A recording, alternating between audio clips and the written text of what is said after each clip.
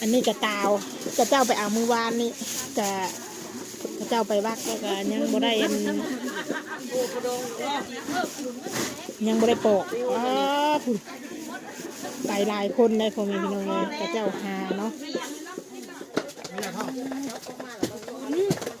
บางโบกตาข้ามมันชูวาเลยเฮ็ดกับคุณแม่ยาเมื่อคายคุยไม่เจ็นนะมือดีนะเฮ็ดกับปุ่นมะขายมือดีเข้าก็เลงกับปุ่นเท่ากับอิ่มเลยนี่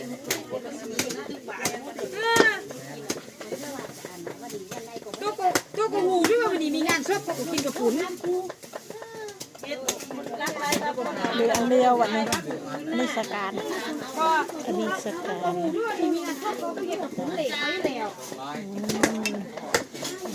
กันนั่งช้อย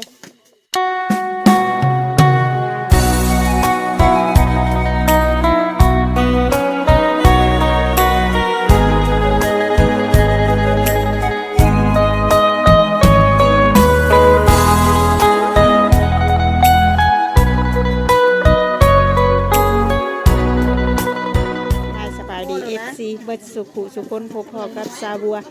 อยู่ในงานเด้อเนาะมาซอยกับเจ้าเตรียมของอยู่ของกินสิเฮ็ดมืออื่นปอกกระเทียมหัวหอมผักชิ้นหมูแล้วก็ใส่ตู้ไว้เนาะใส่ตู้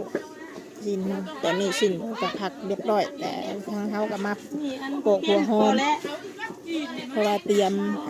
เห็ดของกินมื้ออื่นนี่ก็เจ้านั่นสีทานเฮือนหน่อยเนาะทานเฮือนหน่อย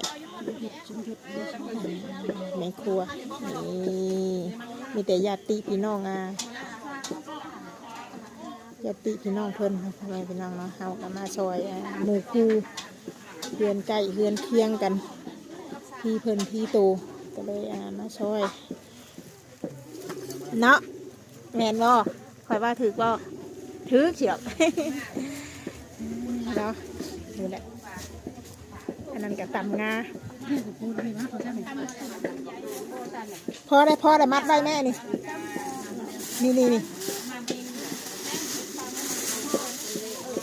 อันนี้กระตาวกระเจ้าไปเอามือวานนี่กระเจ้าไปวักแล้วก็ยังบ่ได้ปอกไปหลายคนได้พอมีพี่น้องเลยกระเจ้าหาเนาะกระเจ้าหาผู้ชายหลายคนแล้วก็ไปวัดตาวอยู่พุ่นแหละเทิงลอยพุ่นแหละมีตาวเนาะมีแต่หัวใหญ่ๆงามๆมามืออื่นเพิ่นจิโปะมื้อนี้บอกคือมื้ออื่นแหละแต่ว่าน่าจะเป็นมื้ออื่นเพิ่นแกงตาวใช้กระดูกหมูเนาะมันจะแขกคนมาช่วยอันตั้งเต้นตั้งยัง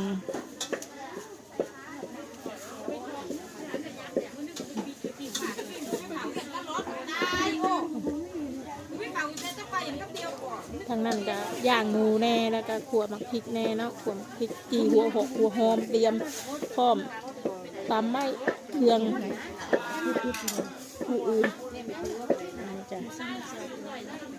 เจ้าภาพนะโอ้ยทางนั้นก็เล็ดขอนหมักพริกอยู่เสียออนแต่ว่าอันตาไว้แม่นี่หัวว่าใหญ่ๆเลยเห็ดเรียบร้อยแล้วก็อยากยังก็เห็ดกินเนาะทางนั้นก็ล่างพักล่างยัง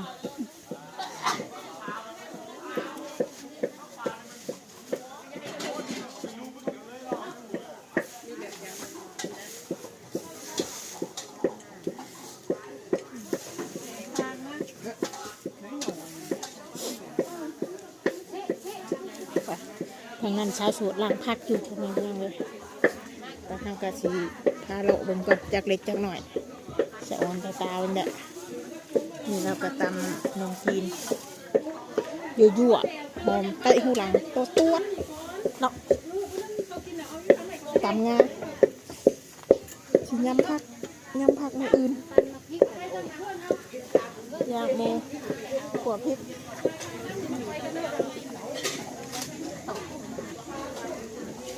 เอายังบ่แล้วอยู่ เป็นแล้วมาล้างนี่ออกเป็นแล้วที่เนี่ยโอ้ สาวโสดเฮาสบายดีสบายดีชงเช้างามคือเก่าคือเดิม งามคือเก่าคือเดิม ล้างพักตามพักเตรียมพักเอ้ยอันนี้แกจะเด็ดน้ำเดียวนะนี่กระเจ้าชียำชุบบอกประมาณนี้แหละ เรียกได้ ตามลังไปน้ำแน่ตามลังไปน้ำแน่ หลานกูได้ละ รอเดี๋ยวกระเจ้าแล้วห้ามสิเข้าไปเบิ่งทางในอันนี้ก็เตรียมพร้อมโอ้ถ้วยเปล่าเปล่ามีอะไรบ้างจ้าเอ๋ทำอะไร กินไหม สั่งถามเนาะนายนี่โอ้ยตายเป็นไงเฮ้ยปิ้งซีนซิม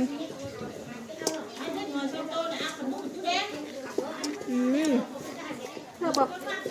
แซ่บ เฮ้ยเกือบขอโทษเนาะ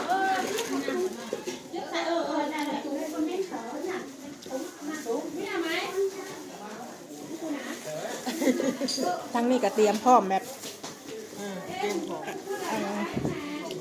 กระต้มขนมใส่ถุงแล้วว่ากระเจ้าว่า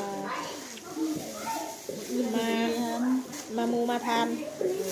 ยายของทานยายกระเจ้านั้น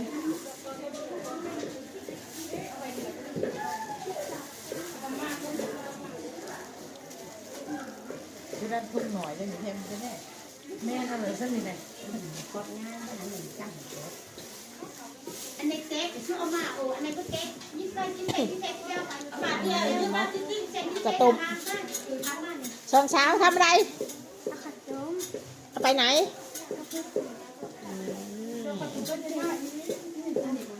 สองสาวเนาะเบิดละยัง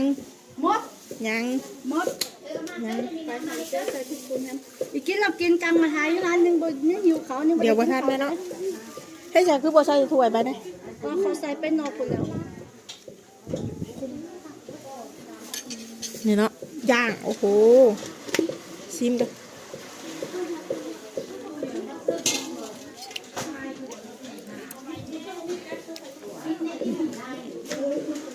กินบ่ หั่นอีกแล้วบนนี้ไปใช้แล้วค่ะ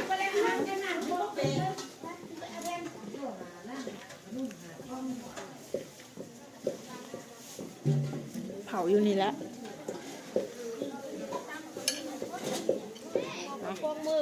ยางออกมาข้างนอกบัดโบกตาวอ่ะนี่กำลังโบกตาว ข้ามมันชูวาเลยเฮ็ดตะกุนไม่ยามือคายคุยไม่แก่นนะมือดีนะเฮ็ดกระปุ่นมะขายมือดีเข้าก็เลงกระปุ่นเท่ากับอิ่มเลยนี่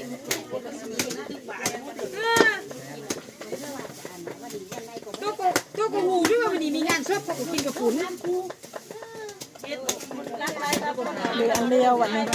อันนี้สการอันนี้สการ ด้วยมีงานชอบเขาก็เฮ็ดกระปุ่นเหล็กไว้แล้ว ร่วมกันนั่งช้อยไปเดินข้างนั้นกันกันทั้งพุกเชี่ยวเต้าเต้ามาตรงๆบ่เป็นพุงแหวนเต้า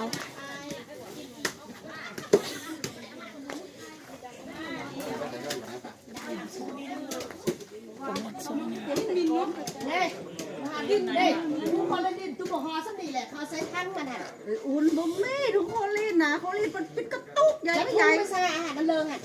เขาเอาตุ๊กใหญ่ไปไปหลังติดอยู่ฝาหันก็ว่าอ๋อค่ะน้องทานไม่บักกู้หรอกปิ้นทุ่งเลยตัวนึง$กับต้านอะไรแม่แก้เห็นลูก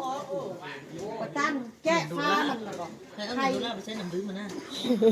ออกแม่บักกู้ ดูใจขึ้นมาสิ เด้ปิ้นทุ่งสมิแหละมาดิมาดิ